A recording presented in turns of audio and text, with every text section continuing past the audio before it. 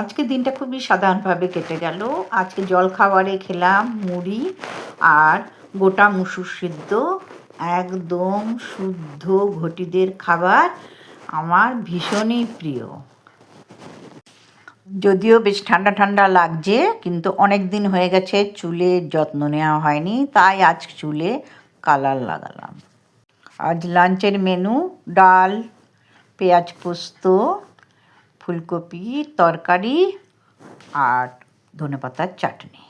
বিকেলে আমার special black টি আর biscuit. রোজকার মতো আজও একটুখানি ইভিনিং ওয়াক, এতে শরীর আর মন দুটোই ভালো থাকে, ফ্রেশ থাকে।